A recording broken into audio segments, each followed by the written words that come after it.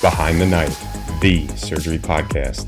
Relevant and engaging content designed to help you dominate the day.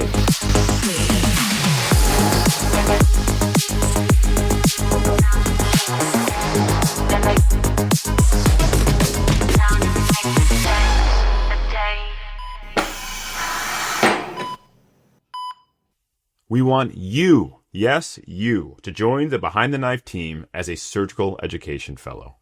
We're looking for enterprising surgical residents to take the bull by the horns and build something new and exciting. Fellows will benefit from ample support from the Behind the Knife team, including the use of our digital education platform and access to all of our resources like illustrators, video editing, AI tools, social media, and more. Get your name out there and build your CV by being part of the #1 surgery education platform in the world. We're offering a 2-year fellowship starting in July 2026 and ending in June 2028. Only residents beginning their 2-year academic development time will be considered. Check out the show notes for more information, including the application link. All applications are due on April 20th. Again, all applications are due by April 20th. Now, get out there and dominate the day. Welcome back to the Behind the Knife Artificial Intelligence series, and specifically our journal club. I'm Ayman Ali, a general surgery PGY4 at Duke Hospital, and I'm really excited about this episode today because we're going to discuss a landmark randomized control trial in AI and breast radiology that was recently published in the Lancet. This is the first artificial intelligence randomized control trial within the space of breast radiology, and so it's really important to discuss what it means, how it was done, and whether or not this can be implemented. Before we go further into the study, I want to introduce my co-hosts. They're both from Oregon Health and Science University. I have Dr. Phil Jenkins, another PGY4, and then Dr. Ruchi Thanawala, who is a thoracic surgeon at OHSU. All right, so let's just jump into the study. The study was called the MASAI study. I'm not sure if I'm pronouncing that as the authors intended, but it's the mammography screening with artificial intelligence, and it was published in the Lancet a few weeks ago. Again, it's the first randomized control trial that looks at the effect of AI on breast cancer, and specifically what the authors did here is interval cancers. So they deployed this in Sweden, and there were about 100,000 women randomly assigned to their intervention and control groups. And all of these women had at least a 2-year clinical follow-up.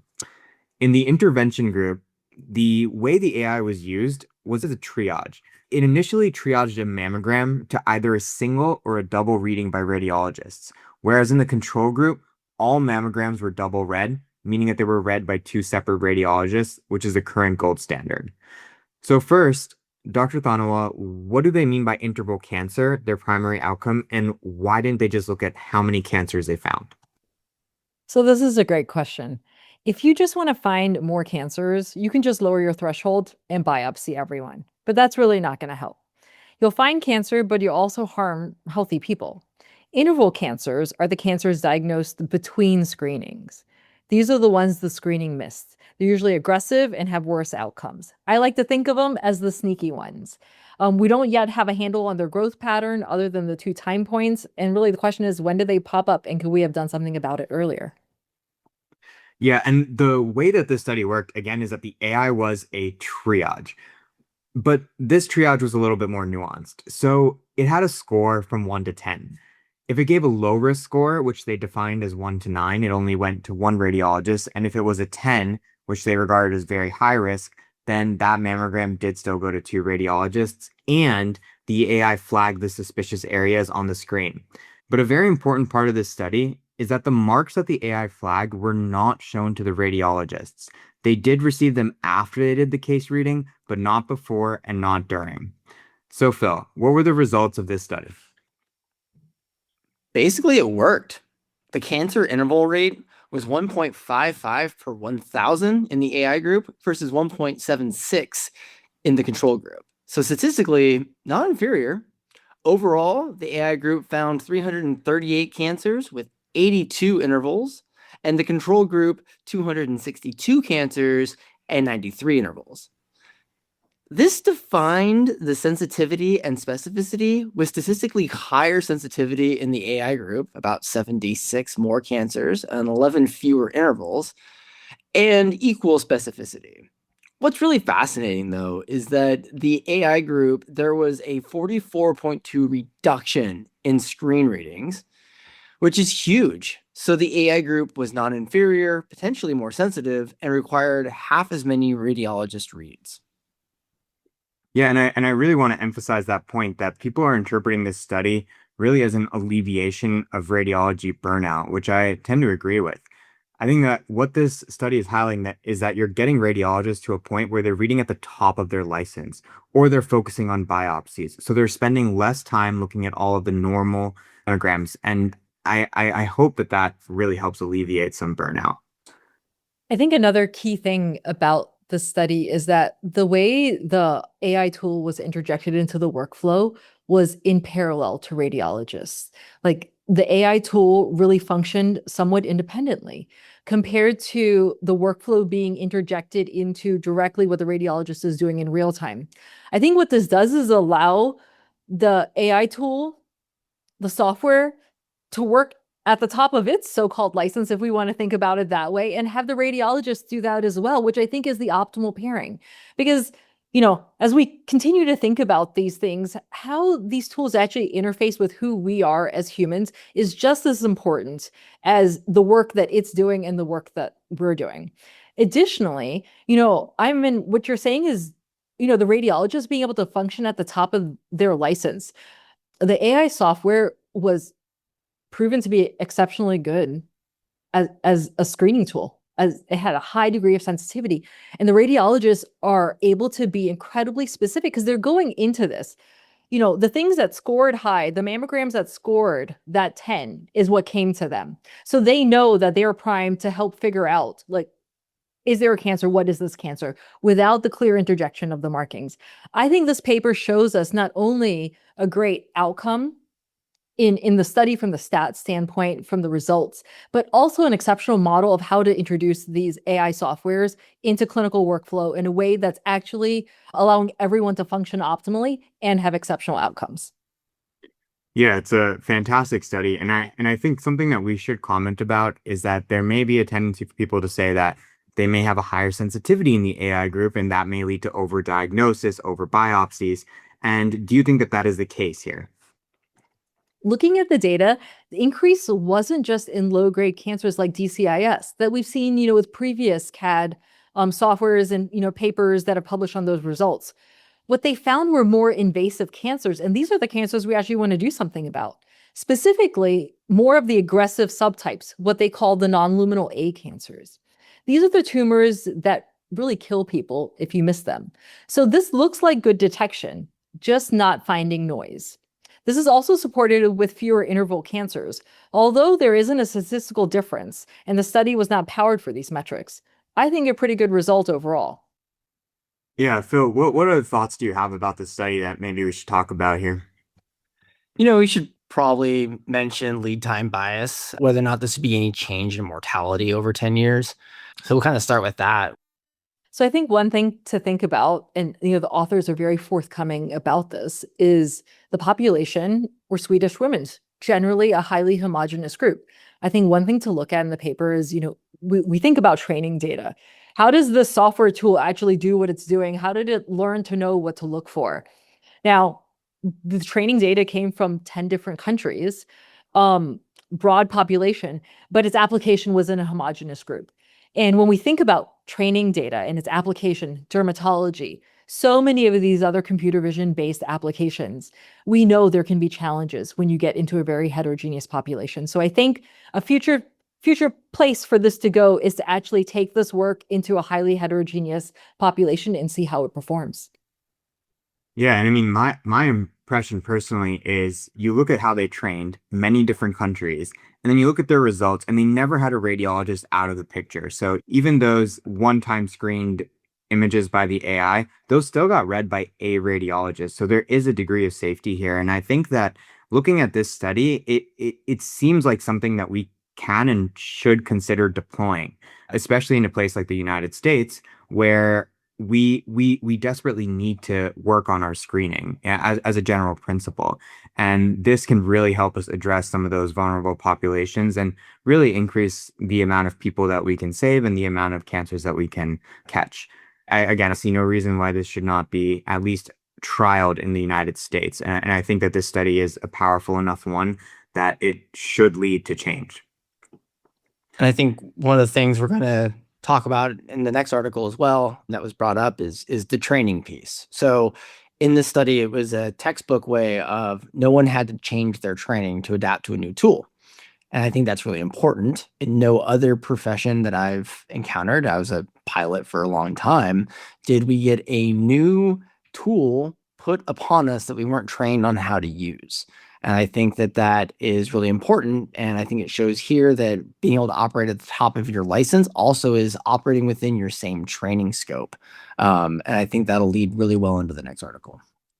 Yeah, so the next articles that we wanted to chat about here are not research studies necessarily, but these are articles that have been circulating like wildfire throughout mainstream media. A few weeks ago, around the same time as this cancer screening article was published, Reuters published a investigation about errors with specifically they focused on the TrueD navigation system. It's this system used in ENT surgery, and the FDA has received many malfunctions. And again, I'm not saying that it is statistically higher than it should be or has caused any statistical benefit, but it's important to address this because, I mean, it's addressed in the public, and things that are addressed in the public, I think we should be aware of as physicians because our patients will ask us about. Now, the conversation that it opens up is that, well, this particular system is only 80% accurate, and it's an overlay. It's an anatomical overlay. And especially with anatomy, I get very hesitant about AI deployment because they're not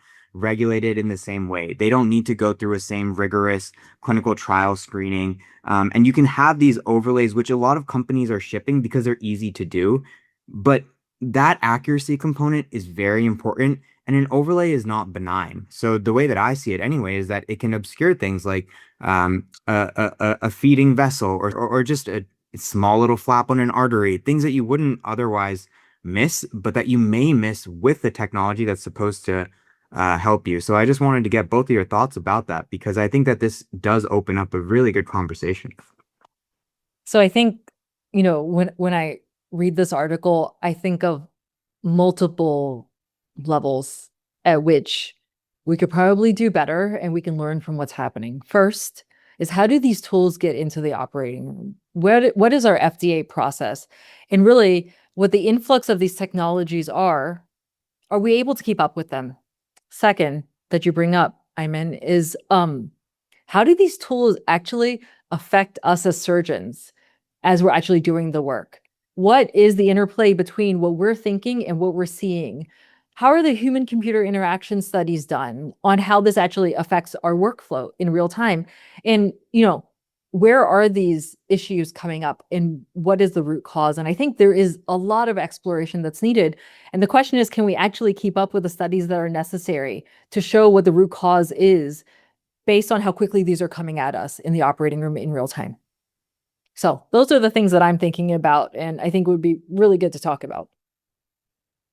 Yeah, and I just think it's important that surgeons always ask questions about what tools they're given, especially when those tools are on top of an interface that you're normally accustomed to.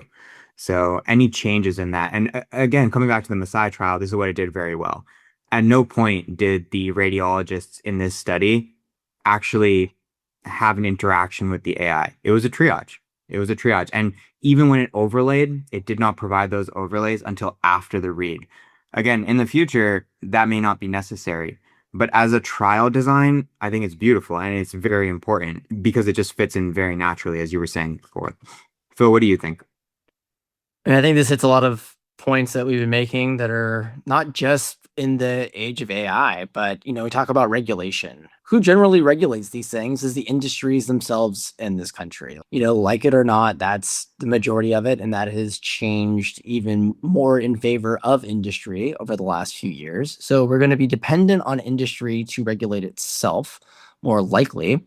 There's a lot of, like you said, there's very little kind of oversight before these products get rolled out, but there's a lot of variability in their capabilities, and I don't think there's probably a lot of training going on. I think a lot of it is try this new thing, look at does these cool stuff. In the article themselves, they talked about an ultrasound that can mislabel anatomy very easily, known, but because it wasn't directly involved with patient bad outcomes, it doesn't get a lot of publicity. But these are the types of things, and then it kind of also comes into the piece of conflict of interest, right? We already see this with other devices. And, as we start talking about software as a medical device, are people having economic vested interests in this? How is that being disclosed? And this is all changing at a rate at which I think legislatively we'll not be able to keep up. We can barely keep up technologically. So I think it'll be really interesting to see how that goes. Bill, I'm going to anchor onto the software part. And we talked about this in some of the other podcasts that we've had about this. So I think the distinction between software and hardware implementation in the operating room, like this comes back to fundamentals. This is not about artificial intelligence. Software can be as simple as like a statistical tool that just has an interface that we use in the operating room, all the way to something that functions fairly independently. The thing is that software evolves invisibly, whereas hardware doesn't. Like when we hold a stapler or clamp in our hands, we know if the shape of it has changed, the weight of it has changed. But when software changes, we are not trained to detect that. And going back to training, how do we actually train surgeons and healthcare providers in the operating room to know if these tools are working or not? And I think that's where the crux, a lot of the safe application of these tools actually are. Like, how does the surgeon know if this anatomy that's being highlighted is correct or not? We fall back on our own knowledge, but now we're having to push back against this interface that is trying to help us, but may not be helping us. Because as we see in this article, sometimes, the accuracy is 80%. Really, that's not something we as surgeons would find acceptable in our own hands. But as software evolves in invisible ways, how do we push back on that? We need to be trained. Then there is the question of automation bias. This comes up all the time.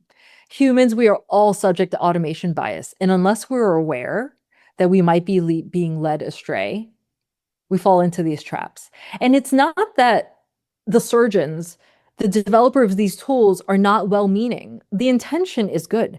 This is just a complicated environment and a complicated problem. And I think it just requires a lot more training and intentionality in the application and looking at the results and kind of like finding the right way to do this instead of just deploying them into the wild. Yeah, I mean, those are all excellent points. And I will say one more time that just because Reuters published this article, I don't know if statistically those complications are any higher, but we should all learn anyway from the conversation that's going on, regardless of whether or not it is truly a statistical difference or not. I do think the problem does exist. Now, I want to get both of your thoughts on one final point, because this article came out last week. So on March 25th, Dr. Katz, the president and CEO of New York City Health and Hospitals, spoke at this panel and said that he really wanted to replace his exact quote is, "We could replace a great deal of radiologists with AI at this moment if we are ready to do the regulatory challenge." Now, the way that I interpreted that is I thought it was unfortunate that he used the word replace. I think that if he had stated we could redistribute or reallocate radiologists or redirect efforts, I think it would be a much more palatable headline. I think that the word replace was probably too much, but to his point, I see no reason after looking at a study like the MASAI study why you shouldn't deploy breast screening massively. At the same time, though, the reason I have an issue with the word replace is because there are so many other things a radiologist could do, and we do not have an algorithm to look at every single thing yet. We don't have an algorithm for a radiologist to do a splenic artery embolization. So my point is just, at least when I read that, I think that he has a point that AI may actually be safer, may actually screen more people for particular cases. And I personally found it unfortunate he used the word replace. I just think that jobs might change, but we're not quite to the point where every task is automated. But what are your thoughts about that? Because I think that is also gaining quite a lot of public and interest in the medical community. I think I agree that I think the word replace is probably a little strong. I would say support. What remains true is there is the work at hand when you're looking at imaging. I'm a thoracic surgeon, not a radiologist, but projecting onto what their work is. And then there's the clinical context. Like the radiologist is able to, go to the chart and understand, what is it about this cancer that I'm looking for? Like, what is it about this patient? So I think that these tools have an opportunity to support radiologists, to support physicians.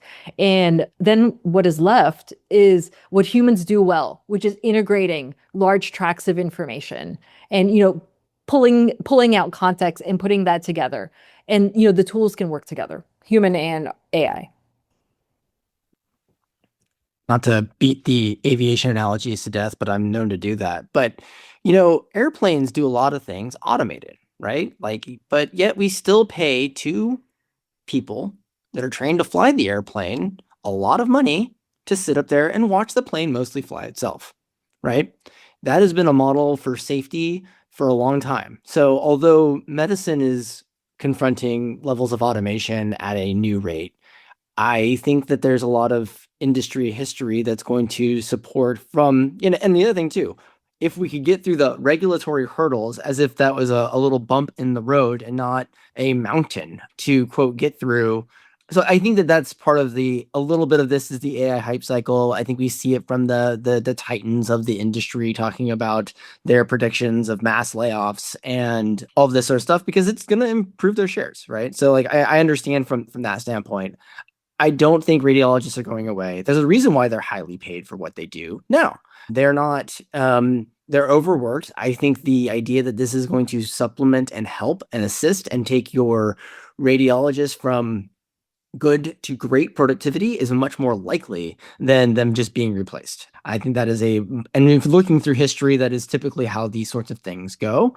Now, this is a different level. I agree. And I'm very poor at looking into the future, but I think that picking up on the word replace is very, it's very buzzy, but I don't think it's realistic.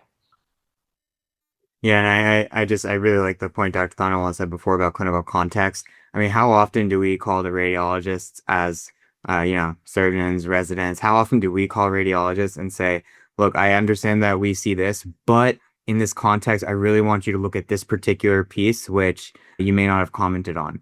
Now, if AI learns to pick up on everything else, but doesn't comment on that one thing we're really curious about, then you still need a radiologist, right? So I think that we do that a lot in practice. At least on my consult shifts, it's every other day that I'm calling radiology and really trying to work through an image. So I do think that part's important.